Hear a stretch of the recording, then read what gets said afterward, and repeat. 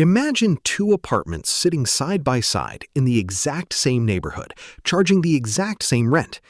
When you step into the first place, you are greeted by a massive 75-inch television, a luxury leather sectional that cost a fortune, and a kitchen packed with high-end gadgets still sitting in their original boxes.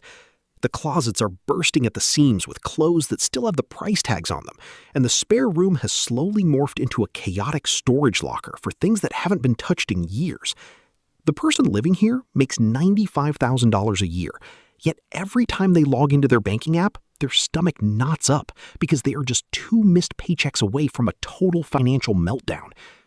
Now, look at the second apartment, where the tenant brings home $52,000 a year. The first thing you notice here is the breathing room. There is a simple, comfortable couch, a modestly sized TV, and a kitchen containing only the tools that actually get used to cook daily meals. The closet holds a practical wardrobe of clothes that are regularly worn, and the spare bedroom is just a clean, functional space. This person reviews their finances with a sense of calm confidence because they have a year and a half of living expenses tucked away in savings and consistently invest a fifth of every single paycheck. Despite earning nearly half the income, this neighbor enjoys 10 times the financial security. Hi, I'm Maaz, and this contrast is the core of what I want to talk about today. This isn't a lesson about how much money you bring home. It is an exploration of the hidden connection between the things we buy and the money we keep, a dynamic that most people completely miss. The first individual isn't reckless. They don't have gambling habits or expensive vices. They simply fell into the trap of gradually building a lifestyle that demands every single dollar they make just to keep it afloat. The second individual stumbled onto a truth that changes the entire game. Owning less stuff doesn't mean you are depriving yourself. It just means you are living with intention. That intentionality creates a financial cushion that even the highest earners rarely get to experience. My goal is to walk you through the minimalist principles that divide the people who always seem to have money from those who are constantly broke, no matter their salary. This has nothing to do with restriction and everything to do with recognizing that every single object we bring into our lives comes with a secondary, ongoing price tag that we rarely calculate. Think about it this way. Everything you purchase actually costs you money twice. The first cost is the obvious one, the price tag you see at checkout.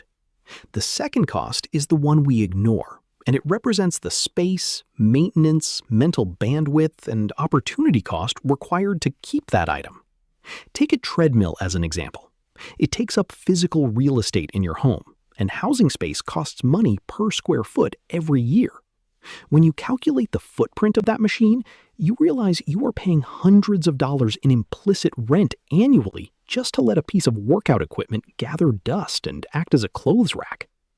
Then there is the upkeep. Whether it is a boat, a high-tech gadget, or a luxury vehicle, things require cleaning, insurance, storage, and repairs. On top of the financial drain, possessions take up mental space. Visual clutter triggers stress and chips away at our focus, meaning our belongings are quite literally draining our energy. Finally, there is the massive opportunity cost. Every dollar you tie up in material goods is a dollar that isn't sitting in an index fund growing over the next decade. When you tally up the hidden fees of ownership, you realize the purchase price was just the initial entry fee. Minimalists understand that avoiding excess isn't about hating nice things. It is a conscious decision that most objects simply are not worth the long-term tax on our freedom. To combat this, the smartest move you can make is to calculate the cost per use before you buy anything. Divide the price of an item by the number of times you will realistically use it to find its true value. An expensive jacket worn hundreds of times is actually far cheaper in the long run than a cheaper garment worn twice.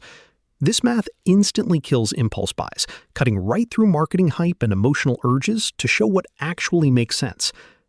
Next, try applying a replacement test to the things you already own. Look around your space and ask yourself honestly if you would spend your hard-earned money to buy those items again if they disappeared today. If the answer is no, those objects are living in your home purely out of inertia, weighing you down with negative value. Clearing them out creates a level of physical and mental lightness that is hard to overstate. Another critical trap to avoid is upgrading your belongings out of pure boredom. We see this constantly when people replace perfectly functional phones, cars, or furniture just because a newer version exists. This isn't progress, it is wealth destruction disguised as a lifestyle upgrade. An item is functional until it truly breaks down or fails to do its job. Boredom is a marketing trick designed to make you solve problems you don't actually have. To protect your finances, you have to intentionally create friction for spending and total ease for saving. We are wired to take the path of least resistance. If you wipe your saved credit card details from online stores, delete shopping apps, and enforce a 24-hour cooling-off period for non-essential purchases, you take the power away from impulse urges. Meanwhile, if you automate your investments so the money leaves your account the moment you get paid, saving becomes the default setting that requires zero daily willpower. Ultimately, true wealth isn't measured by accumulation. It is measured by optionality. Real richness is the ability to walk away from a toxic job, take time off for a family emergency, or start a business without panic because you have built a massive buffer between what you make and what you spend. When your savings grow, the psychological itch to buy status symbols naturally fades because your security is rooted in your financial reality, not in the items you display. This creates a beautiful, self-reinforcing loop where spending less allows you to save more, which builds peace of mind, which in turn completely dissolves the urge to shop. You can choose the cycle of constant accumulation that leads to fragility, or you can choose the path of clarity that leads straight to freedom. The math and your peace of mind will always favor owning less stuff so you can live more life.